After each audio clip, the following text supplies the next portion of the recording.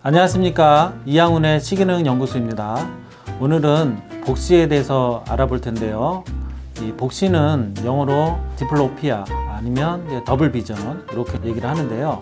사람이 사물을 볼 때 두 눈으로 보게 되는데 두 눈의 각도가 약간 다르기 때문에 망막의 상이 결상이 될 때 우측 눈과 좌측 눈에 망막 시차가 발생하게 됩니다.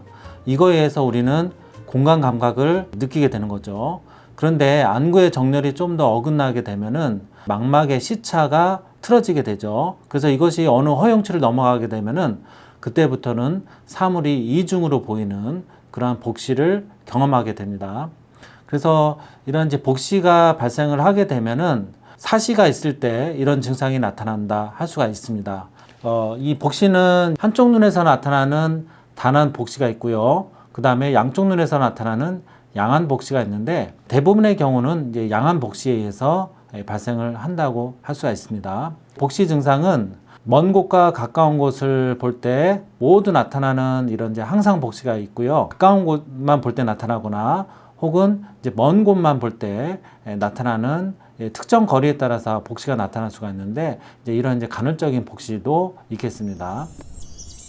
복시가 주로 나타나는 이제 원인을 살펴보면은 여기 보시는 것처럼 안구의 정렬이 틀어졌을 때, 한쪽 눈의 정렬이 틀어졌을 때 발생을 하고요. 이러한 이제 복시 증상으로 나타나는 이제 불편한 점들은 사물이 겹쳐 보입니다.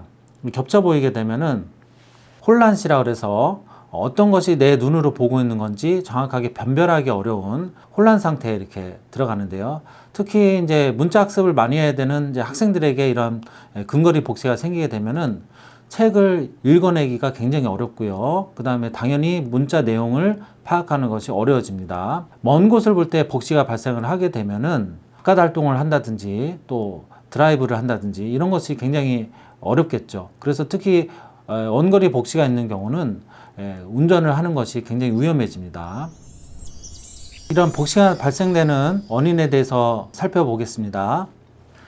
이 복시가 이제 발생되는 원인 중에 첫 번째는 사시 수술 후에 일시적으로 나타나는 경우가 있는데 좀 심한 경우에는 이 복시가 지속적으로 이렇게 발생이 돼서 안 없어지고 계속 유지가 되는 경우가 있겠습니다. 그리고 이제 두 번째로는 뇌 손상을 받았을 때, 그래서 뭐 교통사고에 의해서 뇌진탕을 당했다든지 또 뇌졸중이라든지 또 뇌종양이라든지 이런 뇌 손상을 받았을 때 눈은 뇌의 일부이기 때문에 즉각적으로 눈의 어떤 정렬이 어긋나서 이렇게 복시가 생기게 됩니다. 그리고 이제 세 번째는 이제 주로 잘 밝혀지지 않는 그런 복시 증상인데요. 이제 근데 상당히 많은 사람들이 여기에 이제 좀 속하게 됩니다. 이제 나이가 들수록 이제 복시가 이제 생기는 증상이라고 할 수가 있는데요. 어렸을 때는 그런 이제 복시 증상이 없다가 나이가 들면서 서서히 복시 증상이 나타나는 경우입니다. 이런 경우는 보통 이제 눈에 시기능이 약해지거나 혹은 또 잠복된 그런 사시가 이렇게 높게 있거나 이랬을 때 이것이 이제 나이가 들면서 서서히 드러나는 거죠. 그래서 갑자기 예전에 안 그랬다가 최근에 사물이 이중으로 겹쳐 보이는 그런 증상이 나타날 수가 있습니다. 요즘은 이제 이렇게 스마트폰을 많이 보게 되는데 스마트폰을 이렇게 가까이 오랫동안 보게 되면은 이제 특히 나이 드신 분들이 이렇게 오래 보게 되면은 먼 곳을 볼 때 안구 정렬이 어긋나는 복시가 생기기도 합니다. 그래서 우리가 근거리를 너무 오래 보는 것도 복시를 일으키는 하나의 원인이 될 수가 있겠습니다. 이제 복시를 교정하는 방법을 알아볼 텐데요.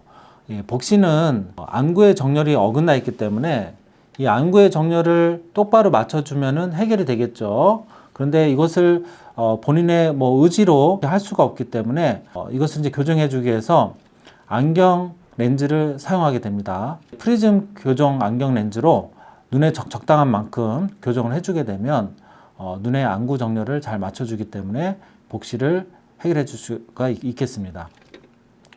이런 경우 이제 즉각적으로 이렇게 교정하는 그런 방법이고요.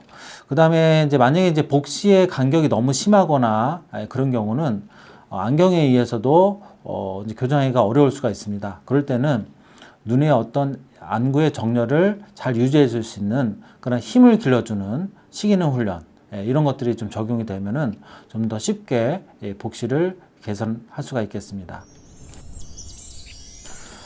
오늘은 복시에 대해서 살펴보았는데요. 복시가 있다 그러면 상당히 어떤 삶을 불편하게 만들기 때문에 그것을 참지 마시고 식이능 전문가 이런 부분에 대해서 상담하시고 케어를 받으신다면 잘 개선을 시킬 수가 있겠습니다. 이상으로 이양훈의 식이능 연구소였습니다. 감사합니다.